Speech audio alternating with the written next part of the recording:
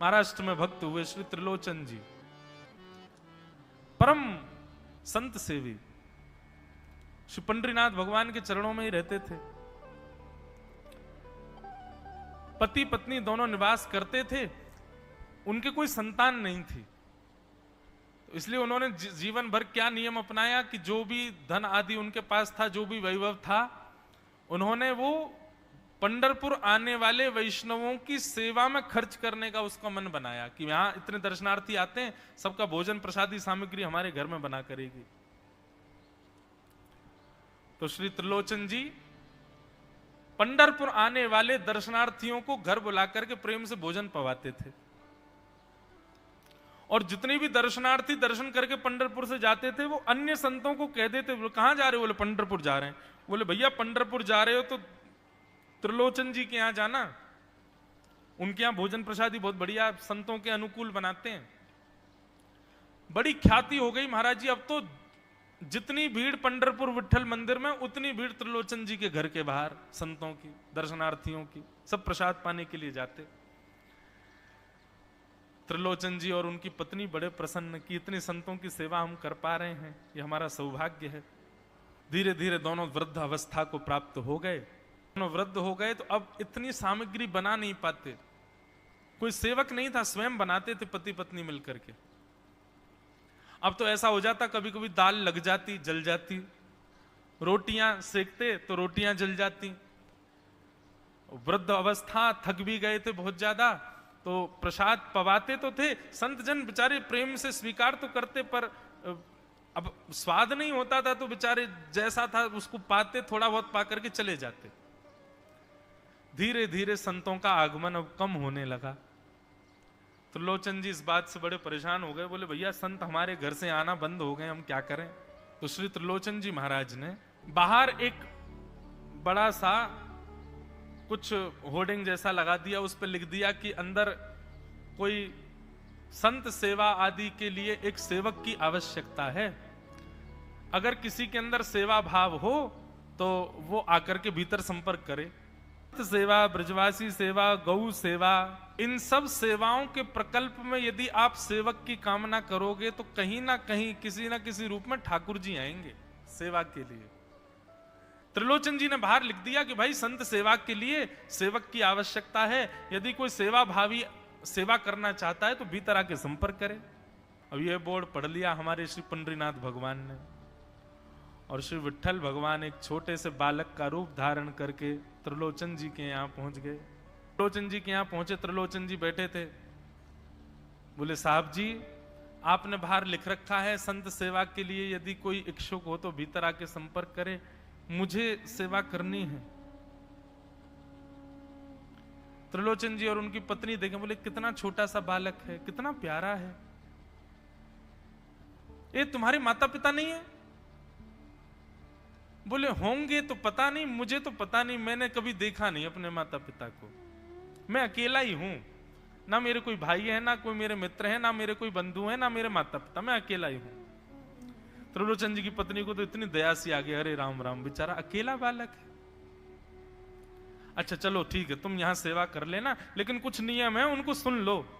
सबसे पहले तो अपना नाम बताओ, तुम्हारा नाम क्या है? विठल भगवान ही थे वो, तो छोटे से बालक के रूप में गए थे। बोले मेरा नाम है अंतर्यामी। त्रिलोचन जी बोले नाम सुनकर के तो ऐसा लगता है जैसे सच में अंतर्यामी है क्या? अच्छा बेटा अंतर्यामी, सेवा करोगे? बोले ये सेवा करना तो मेरा जन्म जन्मांतर का काम है, मैं यही तो करता हूं। संतों की सेवा करना, वैष्णवों की सेवा करना, भक्तों की रक्षा करना, ये मेरा जन्म सिद्ध अधिकार है, मैं इसी के लिए ही आता हूं। त्रिलोचन जी और उनकी पत्नी एक दूसरे का मुख देख करके बोले, नेक सा बालक है लेकिन बोलता कैसे है? ठाकुर जी तो सत्य बोल रहे थे। बोले अच्छा, सुबह एक सब्जी बनानी पड़ेगी, दाल बनानी पड़ेगी, और हमारे यहां लगभग 100-150 संत आते हैं, उनके हिसाब की रोटी बनानी पड़ेगी, और सब बेटा तुमको करना पड़ेगा, हम थोड़ा बहुत सहायता कर देंगे, हमसे ज्यादा बनता नहीं है, तुमको ही सब सिद्ध करना पड़ेगा। अंतर्यामी भगवान बोले बिल्कुल निश्चिंत रहो, हम खीर भी बनाएंगे, हम रबड़ी भी बनाएंगे, हम रायता भी बना दिया करेंगे, हम 2-4 सब्जी और बना दिया करेंगे। त्रिलोचन जी बोले नेक्स्ट सा बालक, सब जानते हो तुम? बोले हाँ हमको सब आता है, दुनिया का कोई काम नहीं जो हमको नहीं आता हो, और सुनिए झाड़ू पोंछा बर्तन भी कर देंगे हम। त्रिलोचन जी तो बड़े खुश हो गए, बहुत बढ़िया सेवक मिला यार, ये तो सब काम करता है।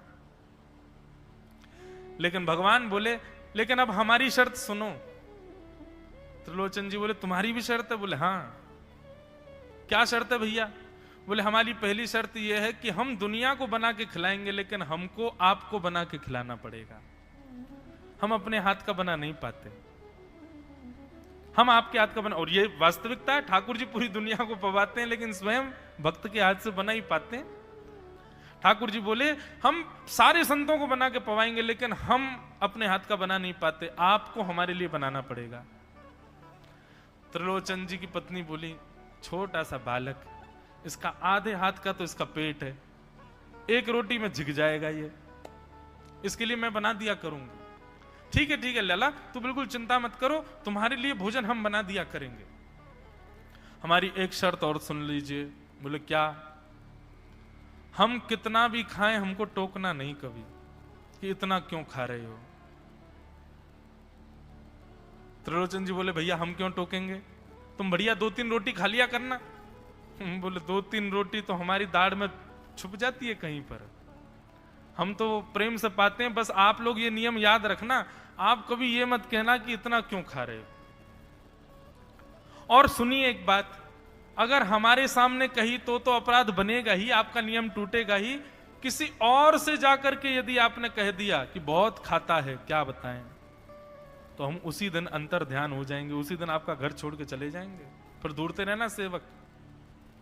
त्रिलोचन जी बोले हम क्यों कहेंगे भैया, हम तो कभी नहीं कहेंगे, हम दोनों तुमको वचन देते हैं, तुम प्रेम से रहो, सबका सेवा करो, हम कभी नहीं कहेंगे कि इतना खाता है।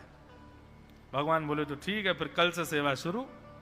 अगले दिन महाराज त्रिलोचन जी और पत्नी उठे सवेरे ब्रह्म मुहूर्त में, देखा तो महाराज भीतर ही ठाकुर जी बढ़िया अपनी कमर कस करके, सिर पर ढांटा बांध करके, मुंह पर कपड़ा लगा करके और कढ़ाई में लिए चला रहे हैं, बना रहे हैं दाल।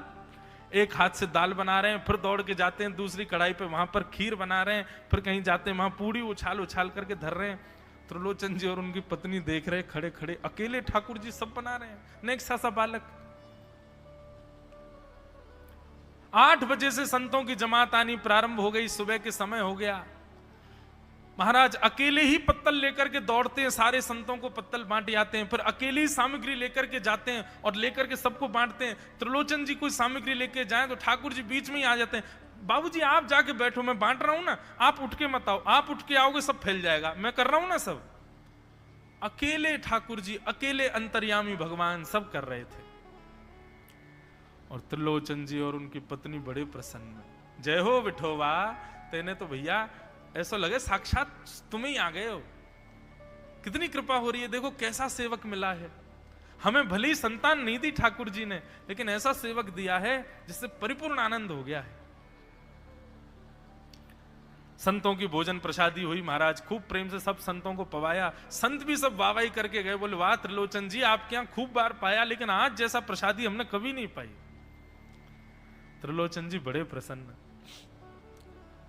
सब संत चले गए, भगवान तुरंत पहुंचा लिया है, पूरे फर्श को मार्जन कर दिया, सब बिल्कुल सारी दरी वरी समेट करके रख दी, सब पत्तल आदि सबको व्यवस्थित कराए, सारे बर्तन मांज करके धर दिए, सब बिल्कुल व्यवस्थित करके, और आकर के ठाकुर जी सामने बैठ गए। मैया अब सेवा हमारी तो पूर्ण हो गई, अब हमारी पेट पूजा करो, अब आप लगो रसोई में, हमारे लिए बनाओ। वो तो इतने भाव में आ गए, अरे मेरे लाला मैं अभी बना के लाती हूं। सुंदर सुंदर सब्जी बनाई, सुंदर रोटी बनाई, सुंदर खीर बनाई, थोड़ी थोड़ी एक एक दोना, 2-2 दोना मान लो सब्जी बनाई, 2-2 दोना खीर बना दी, 10-5 पूड़ी बना दी, ठाकुर जी की बढ़िया थाली लगाई, थाली लगा करके सामने धर दी। अंतर्यामी भगवान बैठ गए, प्रेम से पाने लगे, पाते जाए महाराज, वो तो खाते जाए, खीर उठा करके पी जाए, सब्जी उठा के पी जाए, और लाओ मैया भूख लगी है जल्दी लाओ। 10 की 10 पूड़ी एक बार में चट और लेकर के आई, बेचारी देती गई, 10 की पूड़ी और धरवा ली, फिर उनको भी पा गए। अब मैया ने इतनी सामग्री बनाई थी बोले मैया भूख लगी है, जल्दी जाओ आटा मारो, फिर से सेको, बढ़िया लेके आओ सामग्री, आपसे हमने कही थी कि आपको हमको पवाना पड़ेगा। नहीं नहीं नहीं बेटा तू बिल्कुल बैठो रहे। अरे भैया मुझे तो लगी नेक्स्ट सो पेटया को, ये तो कुआ है पूरा, कितना डाल दो भरे कोई ना। महाराज आटा मारते मारते शाम हो गई, शाम तक ठाकुर जी पाते ही रहे और खूब पेट भर के पाया। महाराज एक आसन पर अखंड 4 घंटा बैठ करके भोजन किया और भोजन करने के बाद ठाकुर जी बोले ठीक है सेठ जी अब आओ, लाओ तेल ले आओ, आपकी नक मालिश कर दूं, आपकी नक सेवा कर दूं, आप थक गए होंगे। त्रिलोचन में नहीं नहीं इसकी नहीं नहीं क्यों नहीं है, तेल लेकर के उनकी मालिश भी कर दें। इस प्रकार चले। त्रिलोचन जी की पत्नी बेचारी पहले दिन तो कुछ नहीं बोली, दूसरे दिन भी कुछ नहीं बोली, तीसरे दिन उसके मन में आया, बोले ये क्या कर लिया हमने, सुबह जितना भोजन बनना चाहिए उतना तो ये अकेला ही पाता है, सुबह संतों का ये बना देता पर शाम को इसके लिए जितना बनता वो संतों के बराबर ही बैठता है पूरा। त्रिलोचन जी कहते नहीं नहीं तुमको याद नहीं उसने कहा था कभी कहना नहीं है ऐसा। बोले हाँ नहीं नहीं मैं ध्यान रखूंगी, नहीं कहना है। लेकिन अंतर्यामी भगवान तो खूब प्रेम से घर के सारे काम कर रहे हैं उनके। महीना 1.5 महीना बीत गया, खूब आनंद से सेवा चल रही थी। एक दिन त्रिलोचन जी की पत्नी पड़ोस में किसी के पास बैठी थी, तो पड़ोसी तो होते ही हैं सब घर के बात बोलने वाले, उन्होंने कह दी बोले कि आपके घर में तो आजकल बड़ी खुशहाली आ गई है। त्रिलोचन जी को देखा चेहरे पे कैसा तेज आ गया, लाल लाल टमाटर जैसे गाल हो गए उनके। बोले अरे वो आया है ना अंतर्यामी सेवक हमारा, बहुत सेवा करता है, प्रसादी वगैरह सब वही बनाता है, फिर मालिश करता है उनकी, बढ़िया बढ़िया उनके लिए जूस निकालता है, बढ़िया उनको सब भोजन पानी पवाता है, इसलिए इस वजह से त्रिलोचन जी बढ़िया। वो त्रिलोचन जी तो बढ़िया हो गए, तुम सूख गई हो, तुम इतनी पतली दुबली क्यों हो गई, मेरा दुख कौन जाने। वो सबकी सेवा करता है पर अपनी सेवा मुझसे करवाता है। अरे छोटा सा तो है, ऐसे मटक मटक के जाता है, हम तो उसको देखने के लिए खड़े रहते बाहर, कैसे बढ़िया लगता है। कई लोग तो देखने ही आते हैं उसको कि कैसे सब्जी परोस रहा है, कैसे पूड़ी परोस रहा है, कितना सुंदर लगता है। छोटा सा तो है, उसकी क्या सेवा करनी पड़ती है। अरे बहन तुम क्या जानो, 2, 4, 5, 10 किलो आटे की कब कब में रोटियां पूड़ियां खा जाता है चपेट करके, कोई पता नहीं चलती पेट है कुआ है समुद्र है क्या है पता नहीं चलता है, इतना खाता है इतना खाता है इतना खाता है। 4 घंटे की समाधि पर बैठता है एक साथ, थाली नहीं थाल लगाना पड़ता है उसके लिए, इतना खाता है। जैसे ही कहा इतना खाता है, ठाकुर जी अंतर ध्यान हो गए।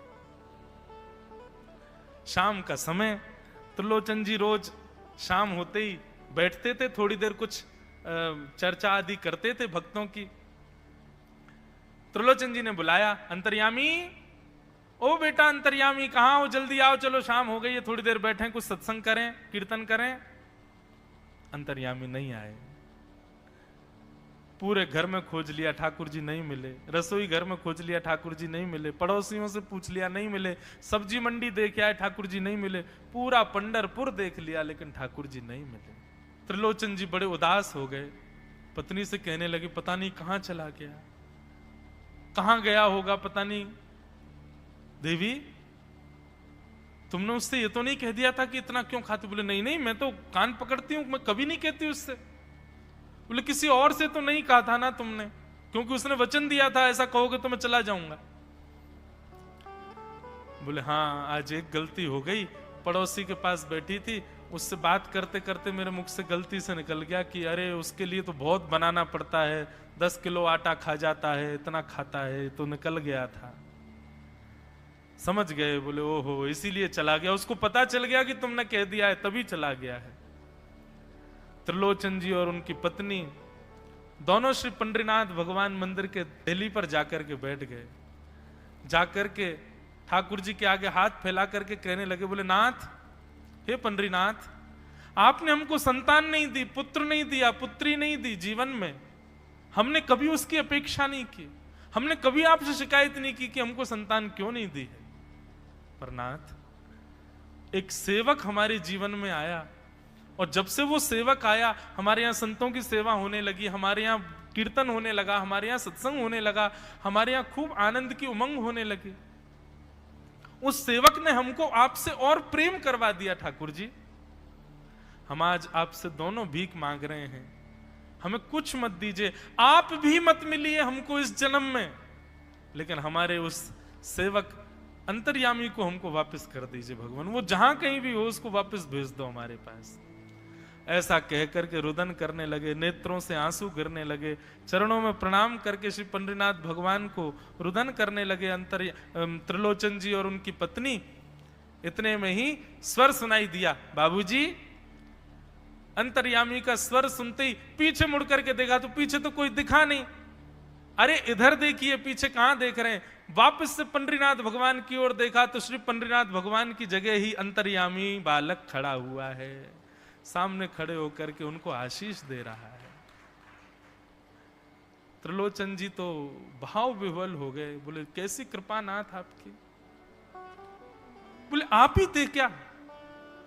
बोले तो इतनी अच्छी संत सेवा, इतनी अच्छी खीर, इतनी अच्छी पूड़ी, इतनी अच्छी सब्जी, और आपकी जो सेवा और इतने अच्छे अच्छे सत्संग कीर्तन, ये मेरे अलावा कौन कर सकता है? संतों की सेवा तो मैं ही करता हूं ना। आपने संत सेवा के लिए सेवक मांगा था, इसलिए मैं ही आपके यहां चल करके आ गया। और श्री त्रिलोचन जी पर अद्भुत कृपा करके भगवान ने उनको कृतार्थ